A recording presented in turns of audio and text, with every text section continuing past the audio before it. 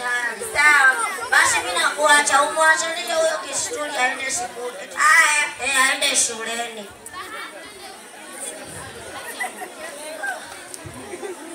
Mungu wangu nisaidie, medulo inaweza kuyangusha njiani. Bwana kila siku baba anaumwa na anataka kwenda hospitali. Sijui ana tatizo gani, ndio maana leo nimemwambia aende hospitali. Basi nenda shule mwanangu, umesikia? Odi. Karibu msaidie nini? Daktari au nesi? Nesi bwana, mimi nilikuwa nina kale tatizo. Unisaidie bwana dawa na mamili mengine. Maana yani nilipoamka asubuhi, yani nimelala vizuri tu nimeamka. Sasa sijui godoro lilikuwa na shimo. Maana hiki kiuno yani usiseme ni balaa. Na medulo blaka ndo usiseme hadi nikajua kichwa kina uwazi. Wewe na viungo vinakuuma. Viungo sio vya chai lakini vya mwili wa binadamu. Yani vyauma balaa. Kwa hiyo nilikuwa naomba unifanyie vipi. Haina shida, taja jina lako. Jina langu. Mimi naitwa mzee matumizi siku 3 Nyakifilogwe.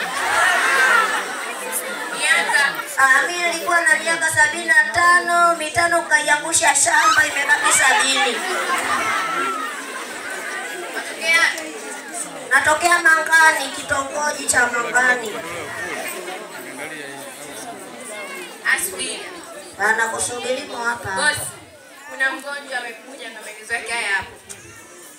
Nusu ingie. Pita nenda chumba cha 30. Cha 30 hiki ndio chumba cha Soleba cha sisi. Haya sija kaambwa na jifungua.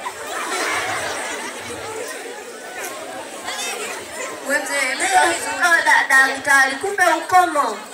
Eti upo. Daktari hivi hapa si ndo mnafanyaga ile vipimo? Ndio. Maana mimi nilivyoamka asubuhi leo sijui kunguni wale walikuwa wakubwa. Maana yani mgongo haufai. Hii medulo na hivi medulo yaka kwenye kavu au kichwani? Kichwani. Hii medulo na hii dashboard ya kiza ndo siseme yani. Yani nifanyie tu vipimo daktari wangu. Hai. Hem tufanye majaribio la kwanza. Ndio jaribio la kwenye sayansi. Ndio alichokuwa anafanya kama idete. Shika. Hii chupa. Wewe saa 6 usiku. Wewe saa 6 usiku kojomo. Na Nakojorea ngoja kesho. kesho ni janao. Ndio. Nakojorea chumbani au bafu. Sasa unajua mwenyewe wewe nenda. Haya, maana kile choo chetu kina matandu haya. Nesimo.